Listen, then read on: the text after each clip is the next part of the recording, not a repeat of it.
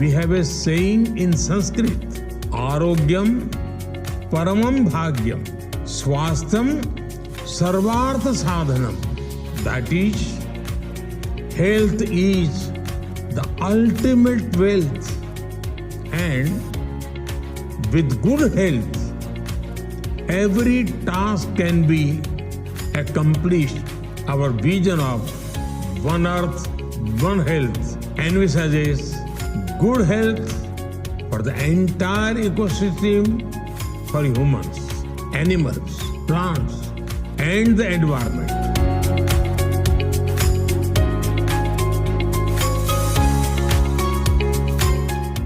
G20 is round the corner, and within a week and a half time, behind me is Bharat Mandapam, where head of states will meet. Health has been an important part of G20 summit for the 3 deliberations over the year that has happened in India on health. Global pandemic, COVID was a concern for all just a couple of years back, but now the governments around the world are working on health, health management, health vaccine, health issues as a whole gamut of things. I have with me Mr. Samir Bhati. Sir, health has been an important ingredient, or you call it important pointers in G20 summit in the 3 working group meetings that have happened.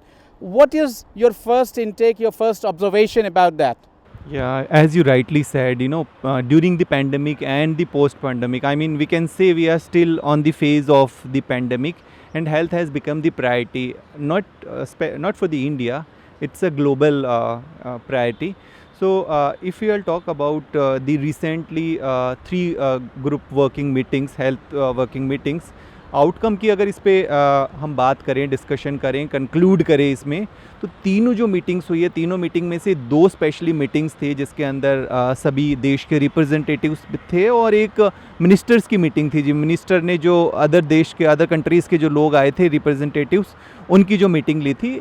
Health में specially 3 main priorities रखी गई है। 3 main priorities के अंदर, जैसा we were discussing about the pandemic, first की pandemic का preparedness, कि अभी भी हम लोगों को एक बैक ऑफ द माइंड है कि अगर ऐसी कोई इन्फेक्शियस डिजीज़ आती है, उसके प्रिवेंशन के लिए और उसके प्रिपेयर्डनेस के लिए किस तरह से हमारी आगे की फर्दर फ्यूचर में तैयारियां हैं, first agenda. Second was the strengthening of our pharmaceutical system and this diagnostic division, और इसके अलावा हमारी जो और भी अदर प्रिवेंटिव मेजर्स हैं, जिसमें हम सर्विलेंस सिस्टम की भी बात कर सकते हैं, उनके ऊपर discussion. And third is the digital health.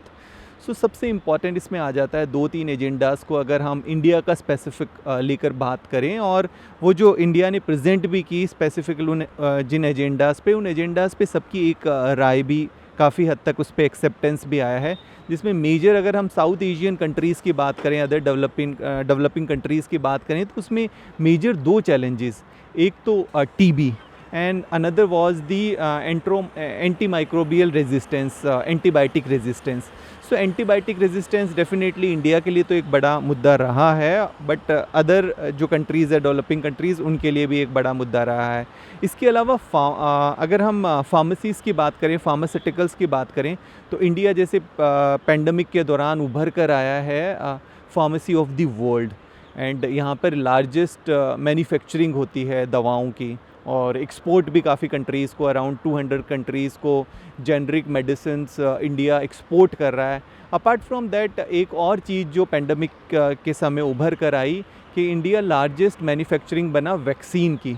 तो वैक्सीन को लेके कोलैबोरेशन के आगे, वैक्सीन के ऊपर फर्दर और रिसर्च एंड डेवलपमेंट को और ज़्यादा बढ़ावा मिले, इन मुद्दों के ऊपर काफ़ी ज़्यादा डिस्कशन हुआ। एंड सबसे बड़ा यहाँ पर जो मेजर एक चीज़ चैलेंज निकल कर आया, वो ये निकल कर आया है कि डेटा शेयरिंग इसलिए कि फर्दर किसी भी तरह की डिज़ीज़ के लिए प्रिवेंटिव प्लान बना सके, जिसमें सबसे इम्पॉर्टेंट था जेनेटिक सर्विलेंस की जब बात कर रहे थे, तो जेनेटिक सर्विलेंस में ये पता लगता है कि किस तरह की फर्दर फ्यूचर में डिजीज़ आने की चांसेस है, ताकि उनके लिए प्रोएक्टिव प्लान बनाए जा सकें।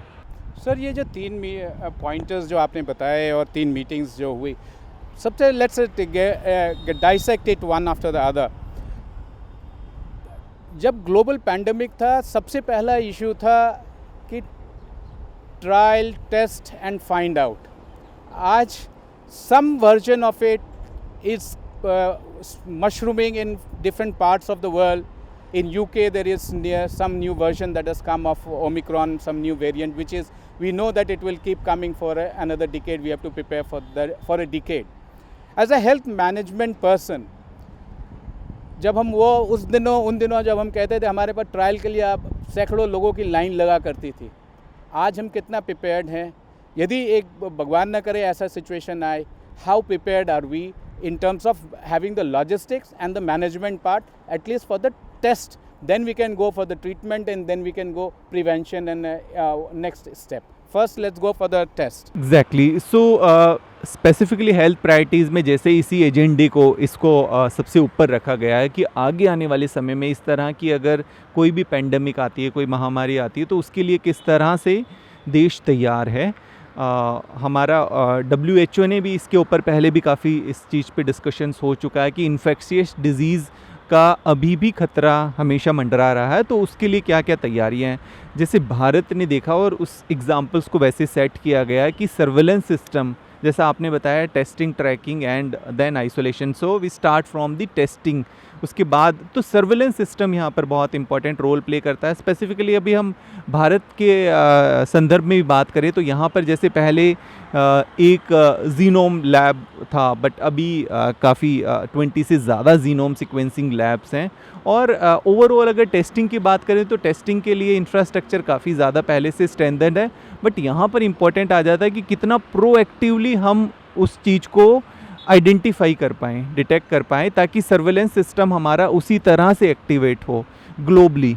तो यहाँ पर बहुत ज़्यादा इम्पोर्टेंट आ जाता है कि वर्ल्ड वाइड हमारा कोलैबोरेशन किस तरह से है, हमारा जो सिस्टम है वो कितना अलर्ट क्रिएट कर पा रहा है. जैसा अभी हम we were talking about the UK की एक नया वेरिएंट इमर्ज हुआ है, तो प्रोएक्टिवली कितना हम भी तैयार हैं इस तरह की चीज़ों के लिए. यहाँ पर जेनेटिक टेस्टिंग. एक और चीज़ आपने बोला कि how good the world is ready to share the data, because that was key कि कोई एक वेरिएंट वहाँ कहीं फॉरेन कंट्री में या हिंदुस्तान के किसी कोने में है, यदि वो डेटा शेयर हो जाता है तो उसके लिए process of mitigating that becomes easier. I think that was one of the very high point and a very strong point that has been discussed in the 3 meetings of the health group at G20. True. So there is 2 category of disease. One is the infectious, we can say the communicable disease, and another part is NCDs, the non-communicable disease. And NCDs का अगर हम देखें developing countries के अंदर तो उनका पहले से जो एग्जिस्टिंग NCDs है कम्युनिकेबल डिजीज़, जिसके अंदर ट्यूबरक्लोसिस भी हो गया, उनका बर्डन तो है. बट हमारे पास एक नई इमर्जिंग जो प्रॉब्लम है that is the non communicable disease, we can say the cardiovascular, the diabetes, hypertension and other disease. तो अदर डेवलपिंग कंट्रीज़ का और इनफैक्ट डेवलप्ड कंट्रीज़ का भी ये बड़ा मुद्दा है, जिसके अंदर प्रिवेंशन का बहुत बड़ा रोल आ जाता है. प्रिवेंशन में अगर हम बात करें तो डायग्नोस्टिक, वैक्सीनेशन का बहुत इंपॉर्टेंट रोल है. सो ये इन चीज़ों के ऊपर काम करना बहुत ही ज़्यादा ज़रूरी है. एंड साथ में जैसा मैंने अभी एक चीज़ के ऊपर डिस्कशन किया जो एक सबसे बड़ा मुद्दा है डेवलपिंग कंट्रीज़ के लिए भी, द एंटी माइक्रोबियल रेजिस्टेंस, कि एंटीबायोटिक रेजिस्टेंस जो शुरू हो गया है उसके ऊपर किस तरह की पॉलिसीज़ बना के और उसका फर्दर हम इम्प्लीमेंटेशन कर सकें. डेटा शेयरिंग की जहाँ तक बात है, देखिए डेटा शेयरिंग एक क्रिटिकल और थोड़ा सा सेंसिटिव मुद्दा रहता है आम तौर पे जब बात करें, और इस पे एक आम सहमति इजीली हो नहीं पाती है.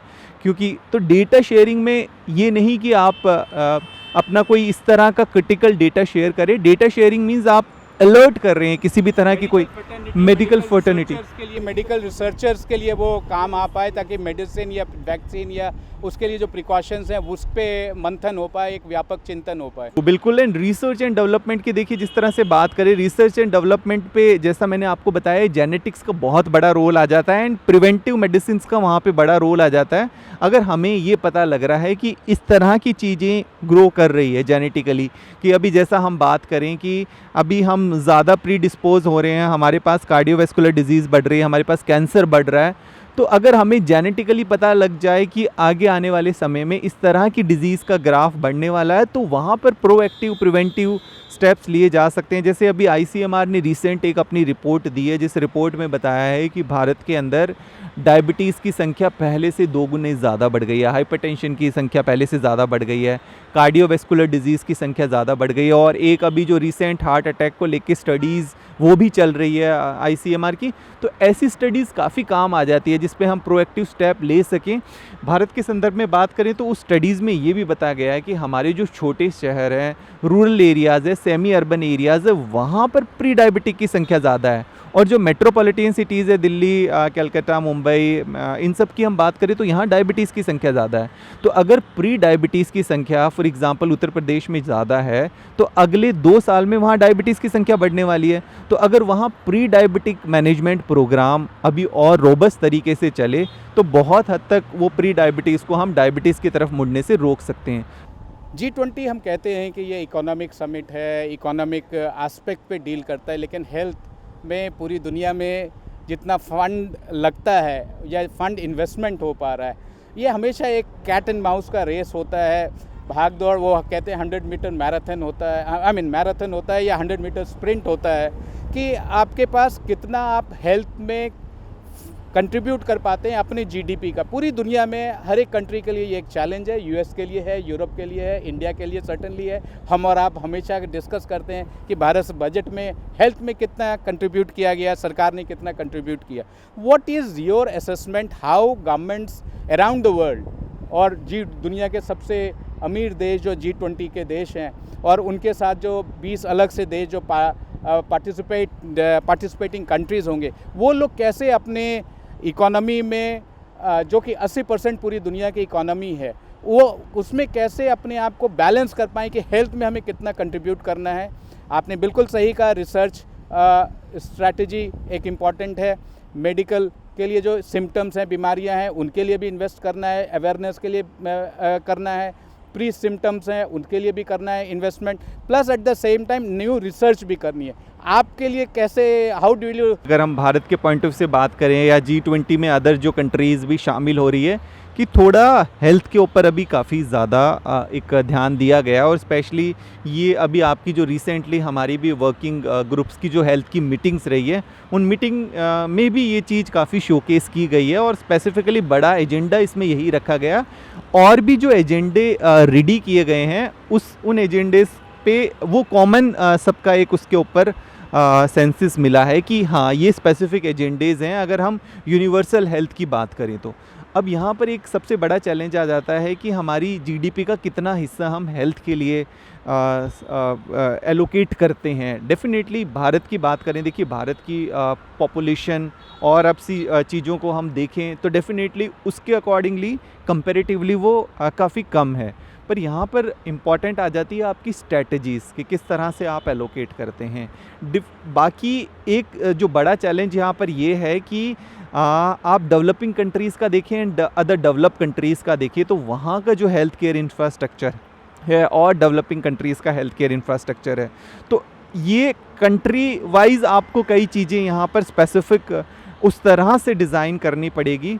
यूनिवर्सली हम ग्लोबली एक दूसरे को सपोर्ट कर सकते हैं। डेटा के केस के अंदर इंडिया जैसे लार्जेस्ट मैन्युफैक्चरिंग बन चुका है वैक्सीन को लेके या अदर चीज़ों को लेके, तो ये यहाँ पर हमें बैलेंसिंग करना इम्पॉर्टेंट है, बहुत ज़्यादा ज़रूरी है।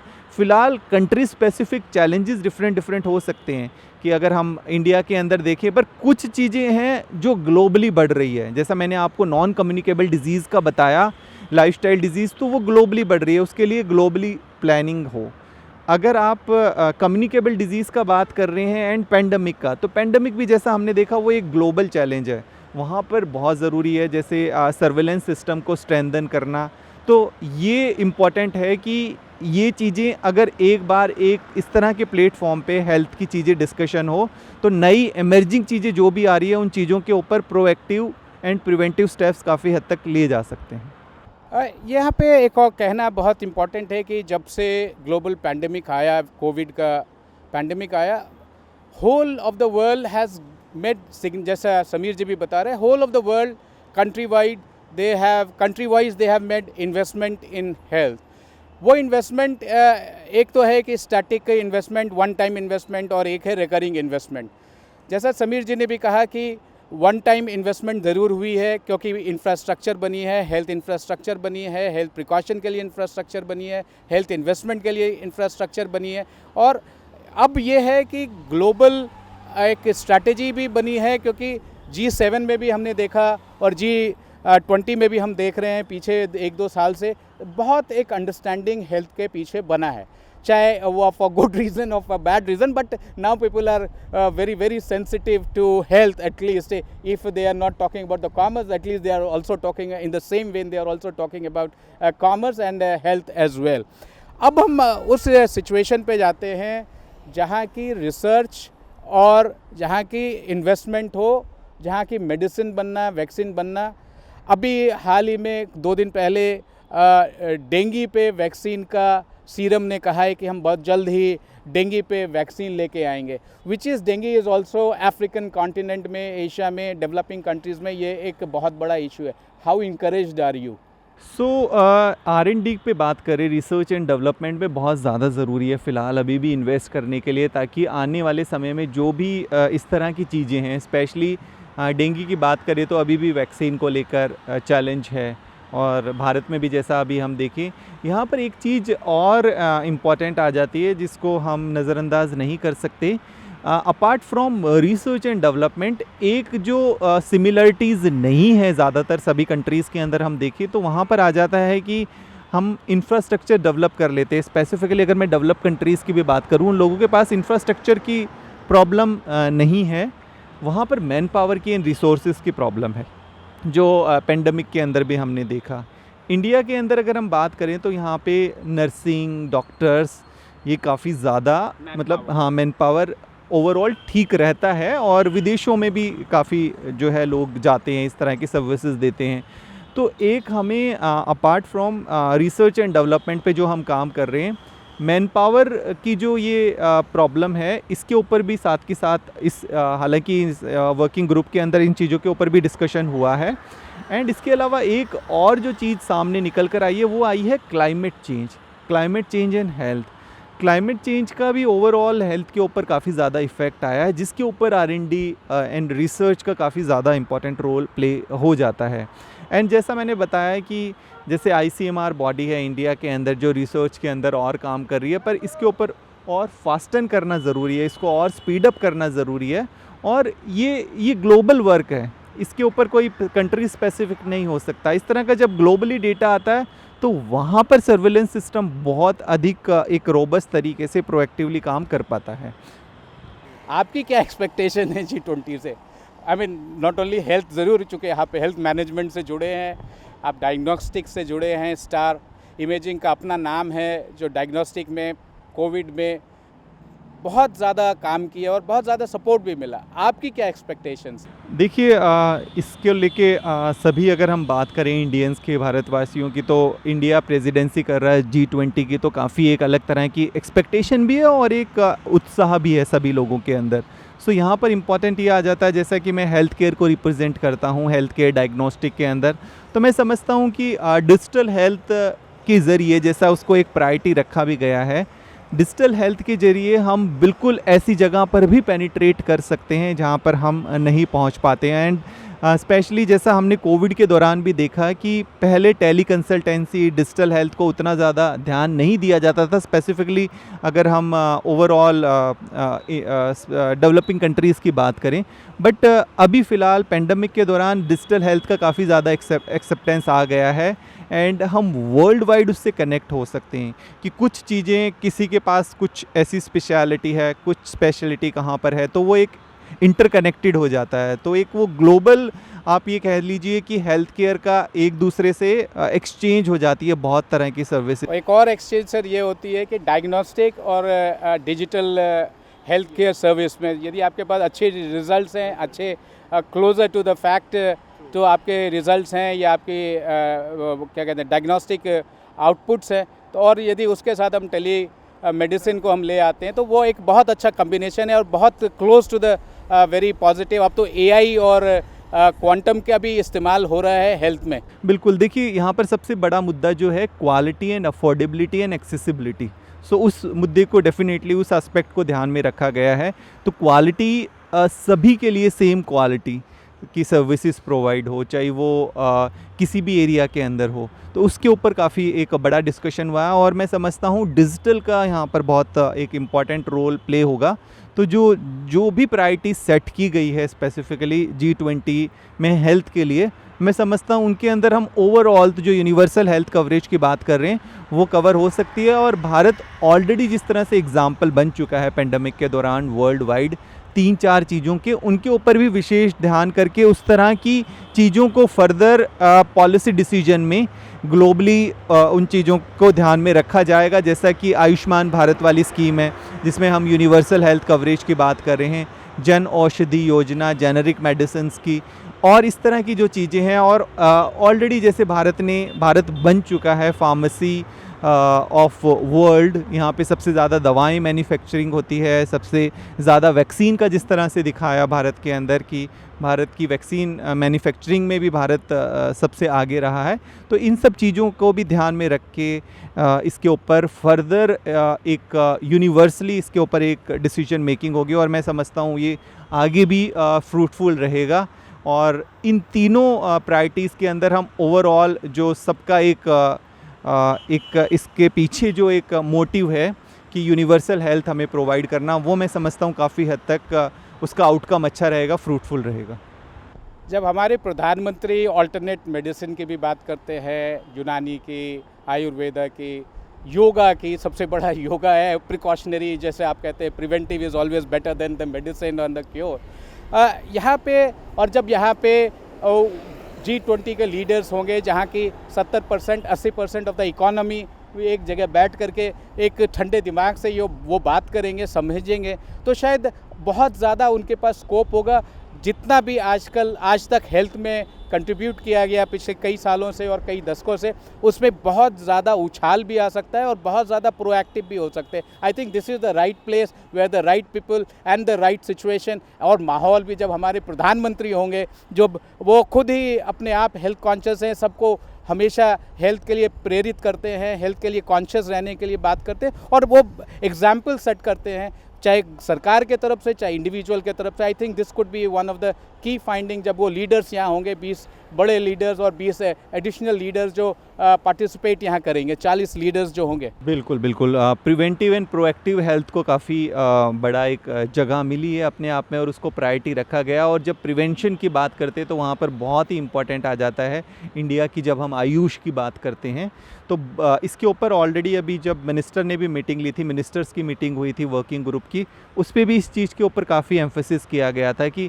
भारत अपनी इन चीज़ों के लिए, अपनी स्ट्रेंथ के लिए, ऑल्टरनेटिव मेडिसिन्स के लिए, आयुर्वेद के लिए काफ़ी उभर कर आ रहा है। और अगर हम देखें तो अदर अब कंट्रीज़ में, डेवलप कंट्रीज़ में भी हॉलिस्टिक हेल्थ केयर के ऊपर ज़्यादा ध्यान दिया जाता है। यहाँ पे मैं ये आपको पता भी होगा और हमारे दर्शकों को हम ये बता दें, WHO ने भारत में अपना रिसर्च सेंटर आयुर्वेदिक और आयुष में लेके आ रही है, which is a very good positive news, because India Ayush में इतना एडवांस है। उसको यदि हिंदुस्तान में यदि सेंटर एक सरकार और इंटरनेशनल बॉडी के थ्रू रिकग्निशन मिलता है, वो शायद और भी ज़्यादा मुखर के आएगा, इन्वेस्टमेंट भी आएगी और लोगों का इंटरेस्ट भी बनेगा, क्योंकि फंडिंग भी बहुत ज़रूरी है हेल्थ सेक्टर में आना। प्राइवेट फंडिंग, सरकार जितना भी फंडिंग करे, लेकिन प्राइवेट फंडिंग भी उतनी ही इम्पॉर्टेंट है। बिल्कुल बिल्कुल, देखिए इसमें मेडिकल टूरिज़्म, एम्प्लॉयमेंट, ये सब चीज़ें तो निश्चित तौर पे बढ़ेगी।